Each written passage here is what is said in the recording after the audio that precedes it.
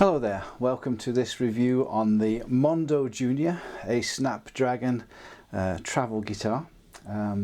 Thought I'd do a review because I've been interested in these guitars for a while. Followed the company, but they were always a bit beyond my price range, whereas they just brought out this fairly recently, and this is their entry-level guitar. It's less than £200, 199 UK pounds delivered, which is incredible for what is effectively a handmade guitar in a small workshop down in Essex, somewhere Chelmsford. So thought I'd do a review because there are no reviews out there on YouTube. So folds down, very small, goes into overhead luggage or carry-on luggage for most aircrafts. I think it's on like 53 centimeters folded, which is amazing. You get to your destination and you unfold it, and there you have a full-size electric guitar ready to go. Obviously it's going to be out of tune because it's been folded, although if you did want to, they do produce a guitar with an Evertune bridge in it, which once you set that bridge up, it's got mechanical spring system in it, and fold it, unfold it, it'll still be in tune. It stays in tune until you change the strings the next time, which is incredible. But you know, the bridges alone are more than this guitar, so those are guitars that retail about £500, so a bit rich for me. So what are my impressions of the Snapdragon Mondo Jr? Well, very impressed. I mean, first of all, I'm impressed that you can buy this kind of guitar for less than £200. That's amazing, right? It's not built in Asia in some kind of sweatshop. It's built in the UK, which is brilliant. So what's it got? It's got locking tuners to help with stability. Obviously you're putting a lot of stress on tuners, folding, unfolding it, so it's got locking tuners, which seem to work great. It's got a retaining clip at the bridge, obviously, because when you fold it, the strings are going to come off. You don't have that, so it has that. As a 0 fret fretboard, and the neck really smooth and nice, really nicely finished, not varnished, so not sticky at all. Just feels great. No fret sprout, straight neck, great, really good. When it came, it was pretty well set up, I would say, pretty well set up. The neck was a bit flatter than I would like, so I adjusted the truss rod, which you can see that in there, adjust the truss rod, just like a standard guitar, and now it's just got a little bit of relief, 0.5 millimeter, something like that, which is great for me. Adjusted the pickup height, usual standard adjustment. This is a single hot rail double humbucker. Just adjusted that, get that exactly right. Obviously I set up a little bit of changes on the bridge, just your standard saddle bridge. And then you've got tone and volume and a jack socket, and that's all you get. But that's all you need. And I was worried now initially that the hot rail humbucker might be a bit shrill. Sometimes they can be, but this sounds great. I will give you some sound samples at the end, but it sounds really nice rich tone. It's not shrill at all. It is sensitive to height, as all humbuckers are, so you've got to make sure you get the relative height, both ends of the pickup right, and once you get those balanced, you get a really nice output. It's got through body strings, although body is a big word because there's not much to it. This is beech, solid beech, and I think the neck is ash. It certainly looks like ash. Because the body is so thin, the scratch plate has to have double thickness pad in it to give you enough room for the volume controls and the jack sockets to sit in the back. That's how small this guitar is. If you buy the cheapest one, that is £199, as I said. That comes with a Mondrian pattern on the scratch board, which is kind of really primary colours, and you kind of either like that or you don't.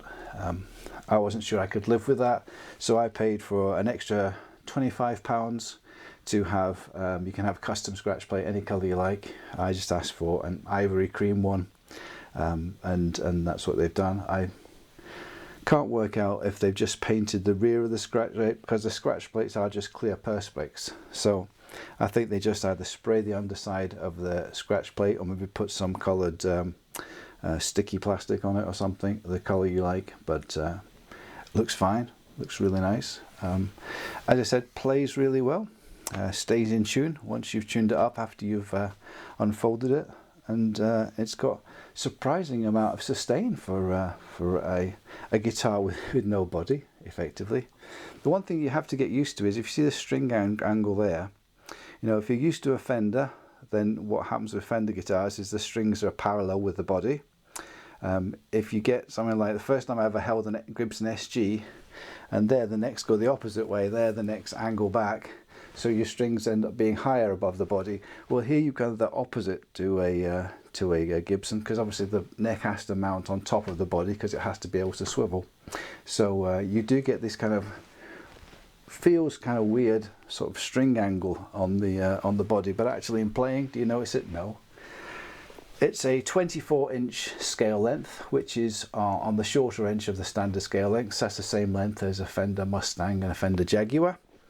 They have 24-inch. The standard Gibson is 24 3/4 inches, and the standard Fender is, I think, 25.5 inches. So it's a short scale length. Obviously that makes it easier to make it small. But because of that, they do suggest that you only use 0.11 to 0.48 inch gauge strings. And I think that's because the thinner strings would not have as much tension with that shorter scale length. And it's the tension that holds the neck in its playing position. It locks against, there's a little metal plate that the neck locks against, and the strings hold it. It's just the tension of the strings that hold it. And there's a little grub screw in the neck that you can adjust that if ever the neck goes out of shape or things wear. You can move that up and in and out to get the strings parallel with the neck, if it moves at all. It hasn't moved at all in the few weeks that I've had this. Downsides, I'll be honest, this is an honest review. I ordered this at the wrong time of year by mistake. When I looked on the website, it said it was, I thought it said 5 to 6 weeks delivery. So I wanted this guitar for the end of January, so I placed an order about the middle of December. I think, well, the 17th of December. And then I got an email saying it's a 5 to 6 day delivery. So I then got it was delivered on the 23rd of December. Obviously, if you're buying stuff that's being built to order, buying it just before Christmas, probably not a good idea. You can imagine that everybody's working flat out, and I think probably because of that, some of the finish was not absolutely perfect on this guitar. There was a little bit here that was, you could see some tooling marks on the wood. I mean, it took me a couple of seconds with a piece of sandpaper to take that out, and as it is unfinished, it doesn't make any difference. There's no varnish to sand through, so that was fine. There was a little bit of just shavings of wood that hadn't been completely removed, where they'd tooled out the truss rod access, but you know, with a little file, it was 5 seconds to clear that off. If you do look around the guitar, you can, in a certain light, you can see there's odd tooling marks that haven't been perfectly sanded out, but you know, this is a £200 guitar, so I'm not going to take marks off for that. And I imagine that if you order this at any other time of year, you'll be fine. So don't order in the Christmas rush. Don't be as stupid as I was. What else would I say about this guitar? It worked fine when I got it. After a few days, there was a buzzing sound on it, which sounded like there was an earth wire had come loose. I took the rear plate off, and sure enough, there was an earth wire that had come loose. So probably a rushed solder joint. So I resoldered that. It was fine. But what I did notice was that these screws were hardly biting at all. the holes have been drilled out slightly too large. So I did the usual thing with a toothpick and some glue, fill the hole up with toothpick and glue, and then just glue the screws back in, and that works fine. It's a forever fix. So yeah, so really impressed with the guitar. Think it's a fantastic, if you're a guitarist who wants to be able to play your guitar when you go away working or traveling or on holiday and you don't have an enormous vehicle to put your stuff in, then get one of these, a head full amplifier, you are sorted. It's really, really good. So anything else I need to tell you about this guitar? Other than please go and buy one, support the Snapdragon Guitar Company because they are amazing. The neck joint is obviously really clever piece of engineering because there is no movement at all. So I don't know how they have done that, but it's really good, and I am more than impressed. So what I'm going to do now is I'm going to tune it up, and then I will play it a little bit for you. No pedals, just using a Yamaha THR-10 little blues amp, so just on a standard fairly clean setting, so you can see what this sounds like. So I'll just tune it up first. It has been folded, so it will need to be tuned.